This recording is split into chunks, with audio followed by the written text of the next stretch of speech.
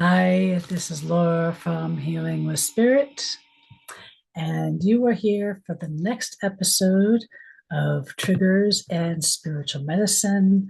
And I figured for this month, we would really do more of a check in and also do a mid year energy update. I don't know about you, but I've been feeling a strong feeling of transition personally and collectively. If you hear me coughing, this is part of the things I'm experiencing right now. And a lot of us, including myself, have been feeling quite exhausted, maybe overstimulated, untethered, or even uncertain. So, this episode is going to be maybe less about predictions and more about honest reflection. It's going to be both, but I wanted to kind of name this discomfort of the in between spaces that we are in right now. And, whether or not you're experiencing a lot of grief, endings, maybe a lot of nervous system fatigue, changing identities, or maybe there's shifting in relationships or community dynamics, collective, there's a lot of collective instability, let me tell you. And I know this weekend it's like, boy, I felt like all I wanted to do was check out, tend to my garden, do some journaling. I'm involved in a course that's really diving into some things. And I slept a lot. That doesn't happen too often. But when that happens, that says, oh boy, like my body really needed that. So, for those who don't know me, maybe this is your first time tuning in. My name is Laura, and I'm the founder of Healing Trauma Through Spirit and Healing with Spirit, and the podcast host of Triggers and Spiritual Medicine. In this episode, we are going to dive into the in between spaces, what transition actually might feel like. So let's explore, like, what is the discomfort of not knowing? Like, what comes next? you know, that tension that sometimes rises when we feel like we have to control. We don't even think, like, I remember somebody saying to me when I was in my early healing journey 20 years ago, saying to me, you know, you're trying to control the outcome. You're trying to control this. And I'm like, I'm not trying to control anything. I just think we need X, Y, and Z, like for healing and for, sustainability and all these things. And at the end of the day, that is still controlling. That is still like controlling ideology, right? But what I've been feeling a lot of, especially in May and as we're moving into June energy, is the feeling of being suspended. Like I feel like myself personally, I mean, I am like literally going through a transition. I'm entering the crone years. I consider myself like an elder in training. God knows what that will look like in the future, and hopefully I will represent well if that is something that the community would like that role to be. But I really feel like the suspension. Oh, I am turning off my phone. I didn't realize I had it on. This is what happens. Anyway, that feeling of being suspended between old identities and emergence of new self. So, like, I know personally, I've been experiencing it. My business has been shifting. How I work with my clients, how I show up in the world is different. I've got a few more wrinkles. My structure, my body, everything is changing. And I have noticed that I have been feeling a lot more of what I want to call feeling suspended between what was and what's coming, right? Like that being in that chrysalis stage, right, of transformation. You're not quite the caterpillar and you're not quite the butterfly, right? And what I want to highlight is why this transition sometimes often feels messy than mystical. And that could sometimes be because we're trying to like control scenarios, we're trying to control destinations. Maybe we feel we have obligations or there's expectations, and it's all coming from the toxic capitalist colonizer patriarchal structures. It's not coming from a place of how our ancestors lived in community, in support of each other as a hive, right? And so the pressure to kind of like figure it out, we don't have the support systems. I was just talking the other day with some folks with like how mothers today don't have the support systems that we used to have, where there was grandmothers and other mothers that would come when a newborn baby was born, and would tend to and care that mother while her body changes and shifts. And now it's like the pressure to put your 6-week-old baby into daycare is almost crushing, because there's no real bonding, there's no real structure of community. And that's the fabric that creates subliminal stress and fractures in our system, and a lot of emotional and energetic exhaustion, right? And we have elders, we've been talking about even how our elders, like the elders that are today, have had to go through so much that they're burnt out. And they're not, many of them are not in a place to be able to help tend to the younger generation, to be the storytellers, to be the wisdom keepers, because we as a culture have burnt them out to the point of exhaustion. And so these are just things that I have been reflecting on as we've been moving into these energies. And one of the other aspects is how intuition can really feel quieter when we are in times of uncertainty. And I'm curious to know, like, how many of you have been feeling that as well? Like the intuition is not loud, it's not in your face, it's very subtle. We have to really quiet ourselves in order to experience this, right? And a lot of the themes and that I have been seeing is a lot of folks feeling like, this might be too much for me. I don't know if I can handle it. And here's what I want to say before I go into like, and I even pulled out my little journal here of what I wrote several months ago with the Omen days and all the notes. I'm going to kind of share some of those too, of what the energies are moving forward this summer. But I want to just say this before I go into all that is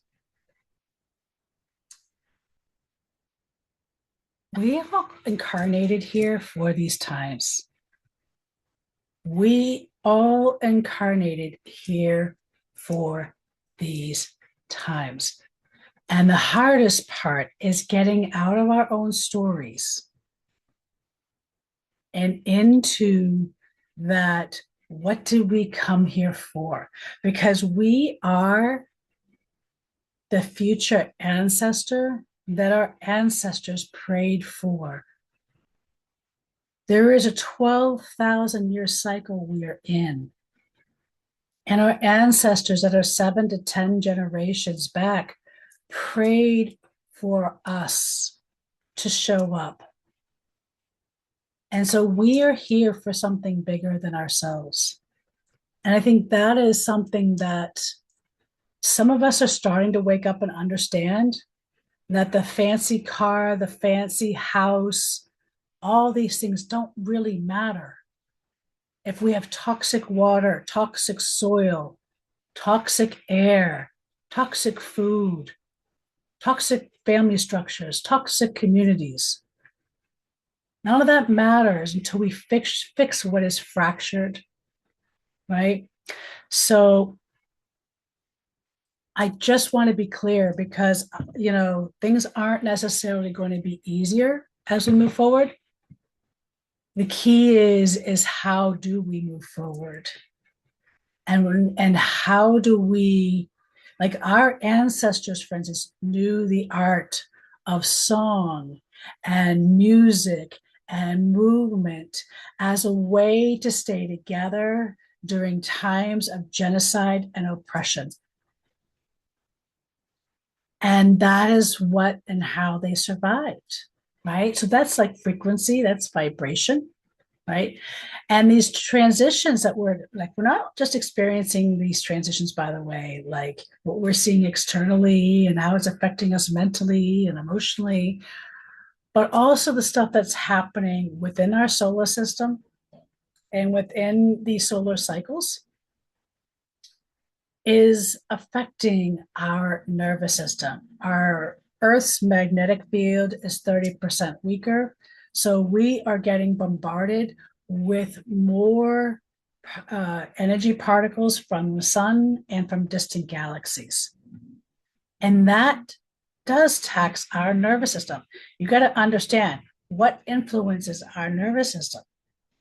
We're also micro electrical conduction plants. We have our own self-generating electricity in our brains. We have our own self-generating electricity in our hearts. And then we also are made up mostly water. So that does get easily affected when these things happen, right? So for June and July, primarily, what I want to say is sometimes the medicine isn't clarity yet. Sometimes it is just learning how to stay present inside of uncertainty, right? The discernment in a noisy world, that's where we're at, right? We are moving into a stage of a level of exhaustion because of the level of performative acts and behaviors and healing and spiritual spaces, like the overnight guru culture and trying to establish businesses, this level of spiritual bypassing and people trying to sell you this and sell you that. And this is what we're doing here and doing there and trying to make a buck here and buck there. And I get it. I really do. And I want to say we have to slow down. Are we operating from a place of discernment? Are we operating from a place of true alignment? Have we asked what we're doing with the spirit realms, with the plant realms, if it and have gotten permission from those allies to work with them, especially from a consumerist standpoint? There's a difference between, for instance, intuition and hypervigilance, hyper reactivity, urgency, and fear. And when we operate from that place of overwhelm, it really does impact our capability of discernment. And it is something that I know myself I have been sitting with because of just changes within my business, within my personal life, some challenging, some beautifully moving. And the overwhelm or the feelings of lack can really cloud our ability of discernment. So when we can quiet the mind and we can sit with what is, with the discomfort, with the uncertainty, you can see what it is that is moving through you that might be like a hidden thing that, and there's a discernment on what's being like what you call a craving. Is it a craving because it's an alignment thing of what you came here to do, or is it a craving based on what is coming forth from a fear or lack or hypervigilant or hyperreactivity standpoint, right? And I'm just going to name something in the healing and spiritual realms. There's such a pressure to always have this thin, perfect body, perfect hair, perfect skin, always appearing to be healed, always appearing to be 30 years younger than you really are, or feeling to be childlike. That's the Epstein influence, right? And to be healed, to be certain, to be empowered, to be high vibe, and to always have the answers. And I want to say fuck that, because you know if we knew everything and we were always perfect, we wouldn't be here anymore. We wouldn't still be here learning. And the one thing I've learned from the elders is really the perfectness of imperfect. And we have really lost the art and the grace of aging gracefully and wisdom that comes with that. And the being held by our grandmothers and our elders with such tenderness and care. And I know there's a yearning for that to come back. So it's, how do we do that? So this is why slowing down can sometimes feel uncomfortable, but it's necessary, because when we slow down, all the things we've been avoiding start to come to the surface for us to address. Our nervous system regulation. I know for me, it's a lot of grief, both personally and collectively. I've been feeling it really heavy in my heart to the point it's been causing me to cough and struggle with breathing. And, how do we reclaim our authentic spiritual practice? Community versus commodification, and how do we move through those spaces? And one of the things I've been noticing is a lot of trying to tell people what to do instead of curious inquisition and the ability to stay present, hold space as a sacred practice in itself.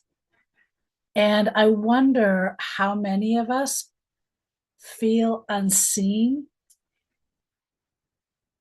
feel like a lack of community despite online connection. I know that is something I've been feeling really immensely. Like, I have been grieving a lot over, I'm old enough to remember before the age of internet, where people would just drop by your house and we would sit outside, have a conversation, have a cup of tea, or a snack and whatever, and I miss those days.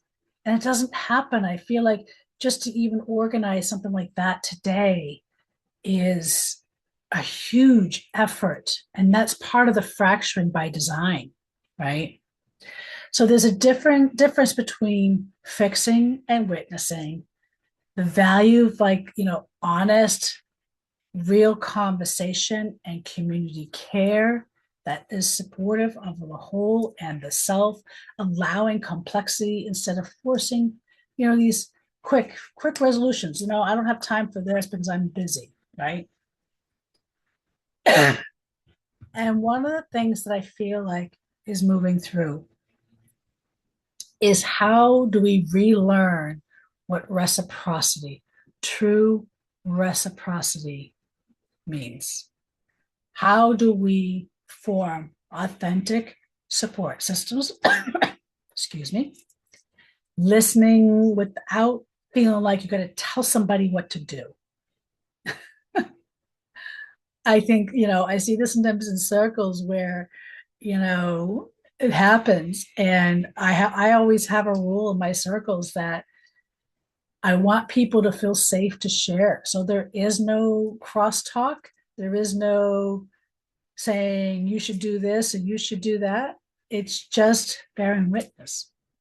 And also allowing this grief and uncertainty to exist without feeling like you got to rush. I mean, this whole thing with cell phones and the need to instant text, and I got to be healed today. I'm doing this work really hard and it's got to happen. I got to have an answer today. Life doesn't work that way. It works in seasons. It works in generations, right? So maybe healing isn't always about transcending discomfort. This is the theme that I'm feeling like moving through this summer, by the way. It's not about transcending discomfort.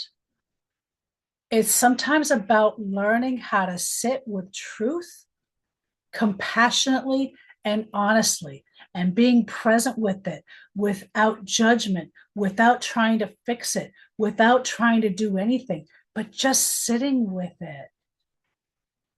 Right. And so some of the themes that I'm seeing moving through this summer is a lot of endings. This is where the grief was coming in. Like life as we knew it is done. We're also going to be feeling a lot of elders transitioning. A lot of folks are going to be transitioning. There's a lot of restructuring.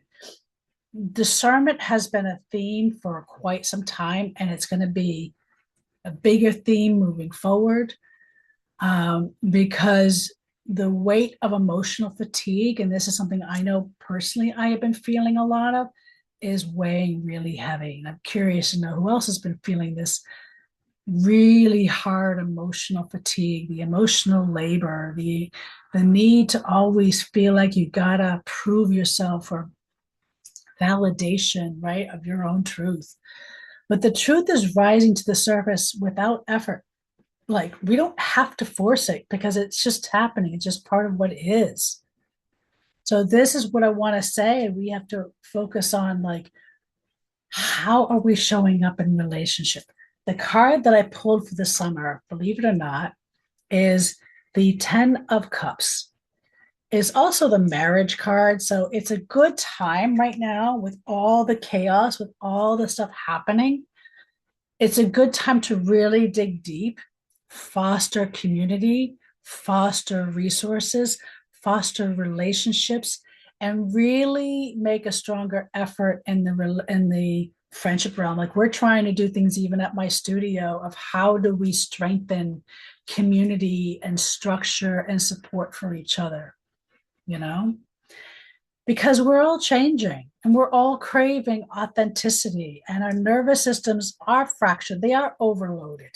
Let's just like name the elephant in the room, right? And yeah, we have to reclaim boundaries. Yes, we have to do deeper and collective grief that's surfacing, right?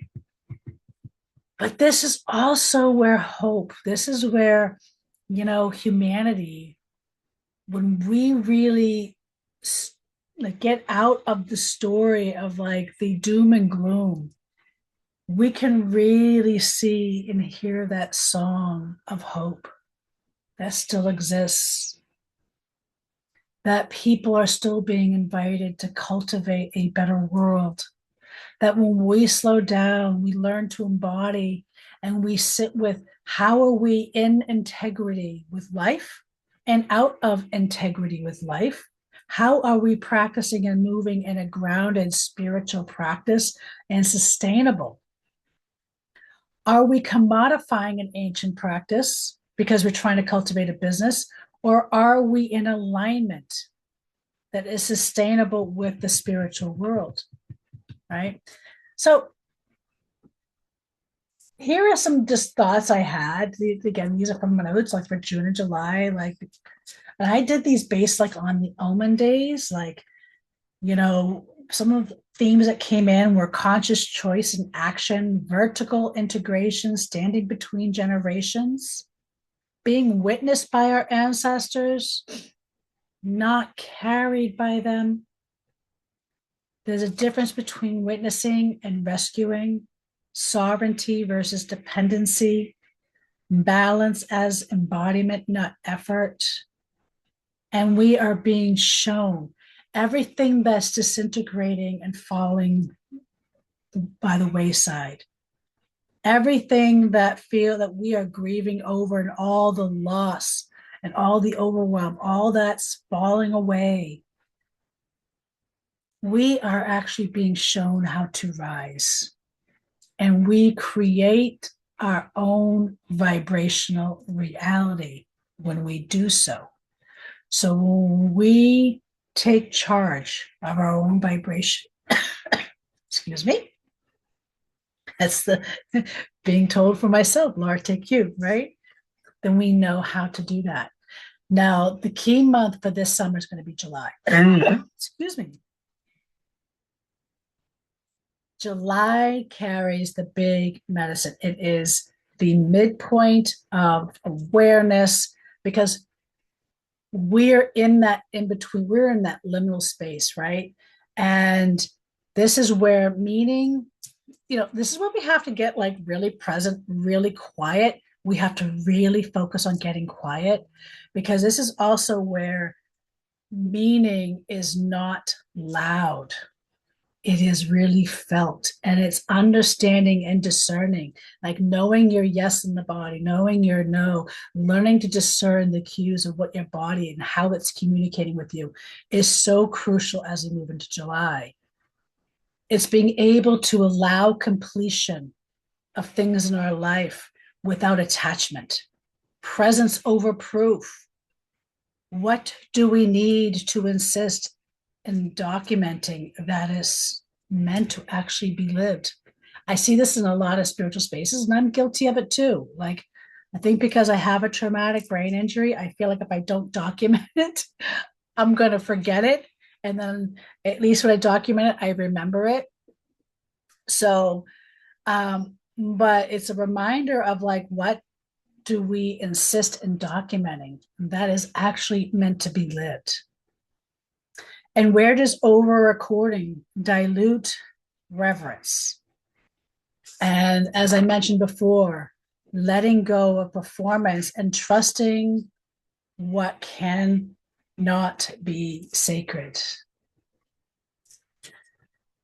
There's a lot of old wisdom that's going to be rising, but if you are stuck in overstimulation, if you're stuck in the news loops, if you're stuck in the noise, the scrolling on social media, all the distraction, you're going to miss what the spirit world is trying to show us.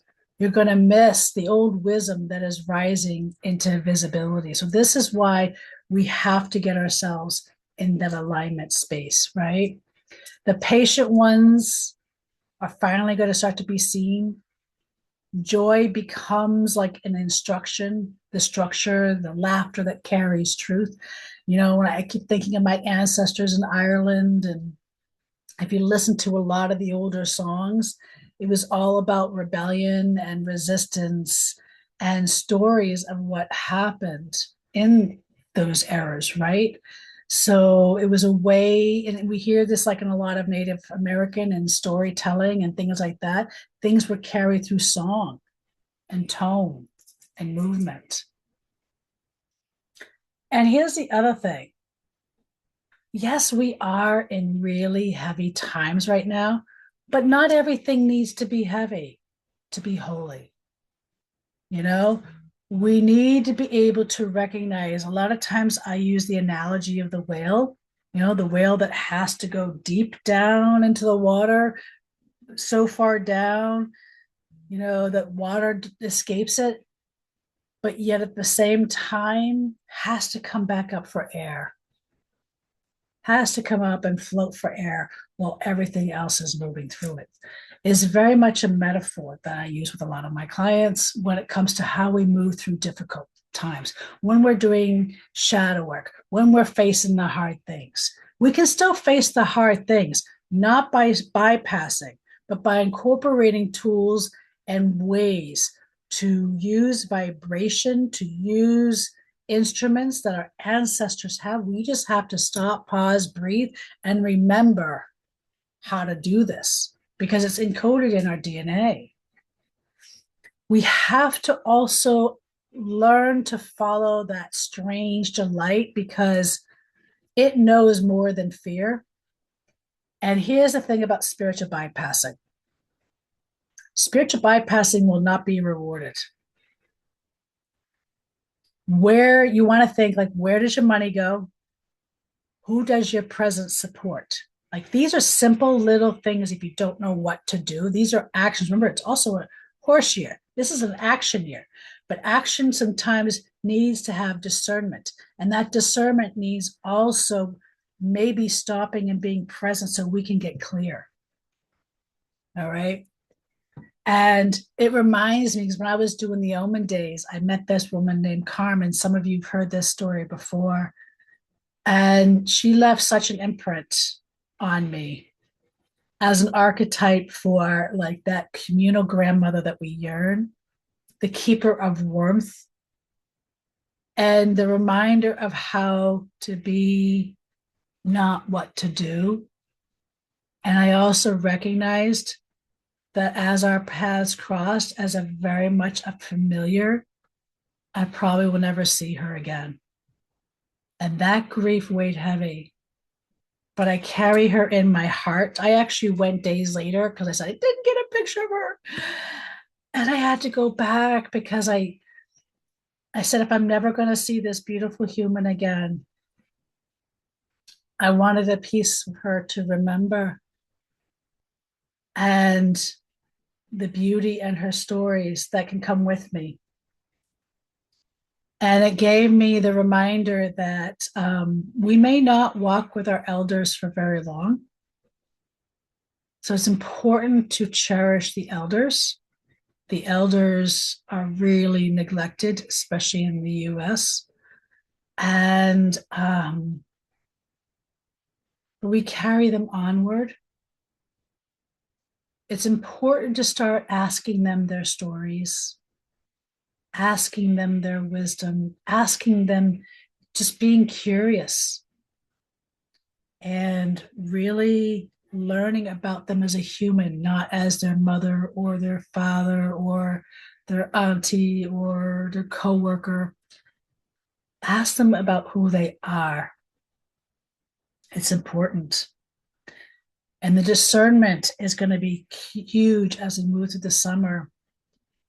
And it's going to be more important than the ideology of certainty, like, shape over detail, So these are some of the themes that I actually posted for the summer, like ethical alignment and everyday choices, letting go of documentation and needing to witness, brief but powerful human encounters like I had with Carmen. Grief is intertwined with gratitude. Elders and ancestors that are working through us versus the external sources that we're being given. This summer, especially in July, will be a mid-year calibration. And the quiet, simple joy, like I feel like we have to get back and discern boredom versus simple joy, because I feel boredom is really a symptom of unprocessed trauma. And, there is a thing called trauma drive, which I'm not going to go into now, but it's like the need to continually have your nervous system on high alert as a way to produce and be productive. And so when we actually get quiet, we think we're bored. So the importance of quiet joy is going to be important, that it teaches us more than the struggle. I think that's going to show us, and it's going to be important to see who shows up in our life as we move forward. The beauty that accompanies us instead of announcing itself.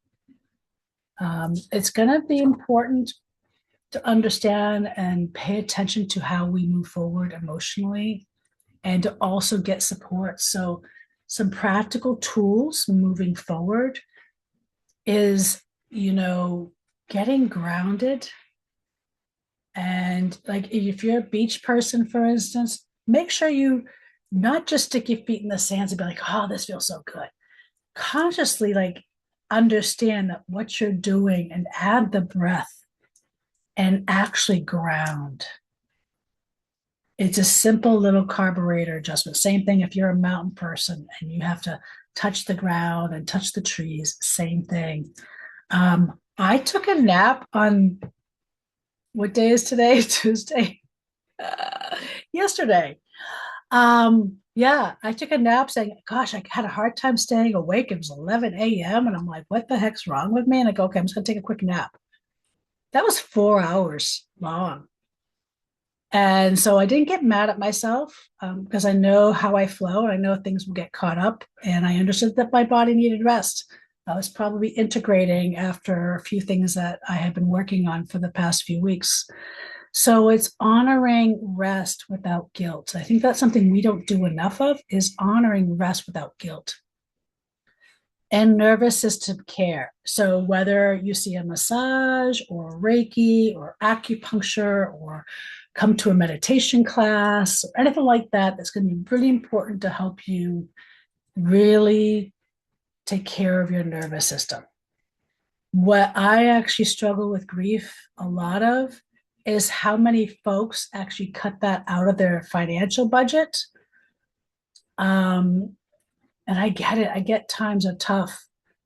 But I will tell you this, that is the one thing I will not cut out of my budget, because I understand for me to be able to accomplish everything else, I need that extra support. And I pray that others understand that need as well. Limiting the noise, limiting the distractions, the news, the TV. It's been so nice not having the TV on for like 2 days straight. I was surprised at myself at how my body really liked that immensely, you know. And then here are some questions I'm just going to offer you as you're listening. If you have your journal, I would grab it. And if you have to pause this episode so you can grab it. And here are just some reflective questions for you as you move through the summer. What feels misaligned right now? What doesn't feel right? What feels misaligned? And then just take a few moments just to write that down.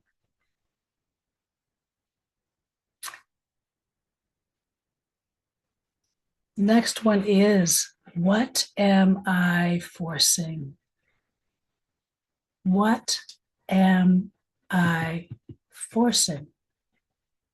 Am I trying to force,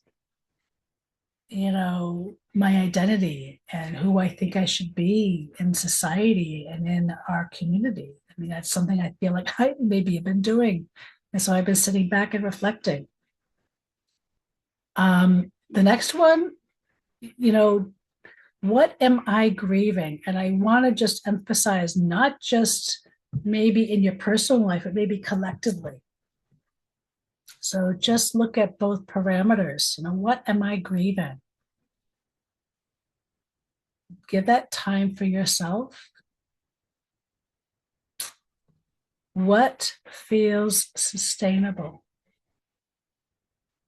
What feels sustainable? And when you're writing these in your journal, I would say make sure that you're stopping and pausing and allowing the body to show you and work with you with the answers. And if you're not sure how to do that, I would encourage you to work with somebody who can, or book an appointment with me one-on-one, and whether it's virtual or in person, and we can work together and I can show you how to do that. But it's important because the body knows more than our mind. So it's really important to come from that embodied place. Next question is, where do I feel genuinely connected? Where do I feel genuinely connected? And give yourself some time to write these down. And if you need to pause this podcast so you have time to reflect on these questions, you may do so. And if you're not writing and you want to just think about it, maybe come back to it later, I'm just going to invite you to some reflection. Many of us are standing here right now in this space between what was, what's emerging, and perhaps part of the medicine right now is learning how to walk through that space together rather than pretending we already know where it leads. I want you to think about that for a second. Like, I mean, one of the things and I think I started this part of the practice early on, is I have trouble putting on a mask and pretending. And don't get me wrong, it doesn't mean I still have masks elsewhere that is in my subconscious that I'm still working on. But what I'm saying is like, I find it too difficult to put on a mask for other people's approval or for, oh, I can't do that. I can't say that. I can't be that. That's too hard. It is so much easier just to shed that and just be who you are. And then, excuse me, whatever shows up, shows up. People don't like it. That's their problem. Not yours. But I would just take a deep breath right now and just be in the moment, because the energies are not going to, I'm not feeling, I know a lot of other people who do predictive work, excuse me, we're not feeling the months getting necessarily easier. What I do feel is that we are learning how to handle difficulty and hard truths without collapsing. It's what do we do with it when we learn about these hard truths, and how do we move through that is the answer. Are we moving through it and then trying to get back to the old life and the old way of being? Well, then you're going to keep repeating the pattern.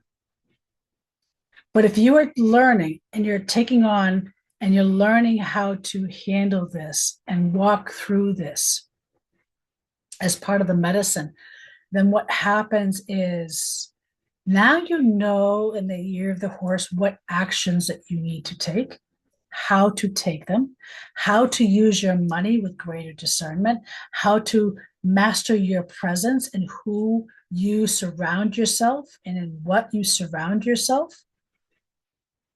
And then also check in with yourself on how we're self-medicating yourself still.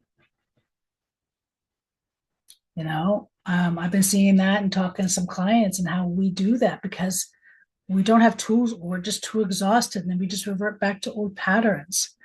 And it's not a place to like shame or blame. It's just, okay, I did that. And it's how do I move forward so I can lessen that in the future? Right? I would say be gentle and be kind, because we are all on this journey together. We all incarnated on this planet to be here. We are what our ancestors prayed for these times. We are the warriors, we are the healers, we are the people that were preyed upon, that are here for these times, these evolutionary times, whether we realize it or not. It's a matter of quieting the mind and really remembering. And this is some of the work we do when we go to Ireland for the sacred pilgrimage, is kind of unlearning, relearning, and connecting and opening those portals. So when you come back, you have these portals open to know how to move through, and reconnecting and remembering these threads. And community, remembering how to be in community and showing up in community is going to be very important moving forward. And I thank you for tuning in to this episode of Triggers and Spiritual Medicine. Please share, please like, please become a Patreon member and support our efforts. Memberships start for free, but I would be curious to know how this episode landed for you. Let us know in the comments below. And again, make sure you subscribe. And if you're looking to book a one-on-one appointment, you may reach me out through www.laurahealingwithspirit.com. Have a great day. Take a deep breath. And just trust that your spirit knows better than you, so get the fuck out of the way, as we would say. Have a great day, everybody. Be kind.